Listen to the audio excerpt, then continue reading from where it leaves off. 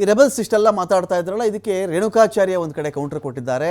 ನೋಡಿ, ರಾಜ್ಯಾಧ್ಯಕ್ಷರ ತೀರ್ಮಾನವೇ ಒಂದು ಅಂತಿಮ ಆಗಿಬಿಡುತ್ತೆ. ಇಲ್ಲಿ ಮನಸ್ಸಿಗೆ ಬಂದಂತೆ ತಲೆಗೊಬ್ಬೊಬ್ಬರು ನಾಯಕರಾಗ್ಬಿಟ್ರೆ ಹೇಗೆ, ಈ ಥರ ಬಂಡಾಯ ಎತ್ಕೊಂಡು ಕೂತ್ಕೊಂಡ್ರೆ ಹೇಗೆ? ರಾಜ್ಯಾಧ್ಯಕ್ಷರು ಅಂತ ಒಬ್ಬರು ಮಾಡಿದಾರಲ್ಲಪ್ಪ, ಅವ್ರ ತೀರ್ಮಾನ ಅಂತಿಮ ಆಗಲಿ, ಆ ತೀರ್ಮಾನಕ್ಕೆ ನಾವು ಬದ್ಧರಾಗಿರ್ತೀವಿ. ಯಾವುದೇ ಟೀಮ್ಗೆ ಹೋರಾಟ ಮಾಡೋದಕ್ಕೆ ಇಲ್ಲಿ ನೈತಿಕ ಹಕ್ಕಿಲ್ಲ.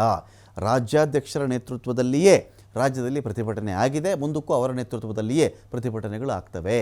ಅವರೇ ಈಗ ಅಧಿಕೃತ ಪ್ರವಾಸವನ್ನು ಮಾಡ್ತಾ ಇದ್ದಾರೆ. ಅವ್ರನ್ನ ಹೊರತುಪಡಿಸಿ ಇನ್ಯಾರಿಗೇ ಆಗಲಿ ತಂಡ ರಚನೆ ಮಾಡುವುದಕ್ಕೆ ಅವಕಾಶ ಇರಲ್ಲ. ಪಕ್ಷದ ಹೆಸರಲ್ಲಿ ಬೇರೆಯವರು ಪ್ರವಾಸ ಮಾಡೋದಕ್ಕೆ ನೋ ಚಾನ್ಸ್. ನಾನು ಟೀಮ್ ತೆಗೆದುಕೊಂಡು ಹೋದರೆ ಹೈಕಮಾಂಡ್ ಒಪ್ಕೊಂಡು ಬಿಡುತ್ತಾ? ಏನೋ ಒಂದು ಟೀಮ್ ಮಾಡ್ಕೊಂಡು ಹೈಕಮಾಂಡ್ ಮುಂದೆ ಹೋಗ್ಬಿಟ್ಟು ಒಪ್ಕೊಂಡ್ಬಿಡ್ತಾರೆ ಅವರು. ಯಾವುದೇ ಕಾರಣಕ್ಕೂ ಹೈಕಮಾಂಡ್ ಅನುಮತಿಯನ್ನು ಕೊಡಲ್ಲ ಅಂತೇಳಿ ರೆಬಲ್ಸ್ ತಂಡಕ್ಕೆ ರೇಣುಕಾಚಾರ್ಯ ಕೌಂಟರ್ ಕೂಡ ಕೊಟ್ಟಿದ್ದಾರೆ.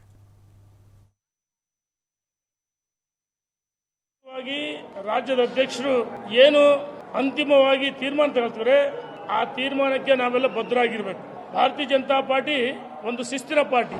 ಈಗಾಗಲೇ ರಾಜ್ಯದ ಅಧ್ಯಕ್ಷರ ನೇತೃತ್ವದಲ್ಲಿ ರಾಜ್ಯದ ಉದ್ದಗಲಕ್ಕೆ ಎಲ್ಲ ಜಿಲ್ಲಾ ಕೇಂದ್ರಗಳಲ್ಲಿ, ತಾಲೂಕು ಕೇಂದ್ರಗಳಲ್ಲಿ ಪ್ರತಿಭಟನೆ ಆಗಿದೆ. ರಾಜ್ಯದ ಅಧ್ಯಕ್ಷರು ಅಧಿಕೃತವಾಗಿ ಪ್ರವಾಸ ಮಾಡ್ತಾರೆ.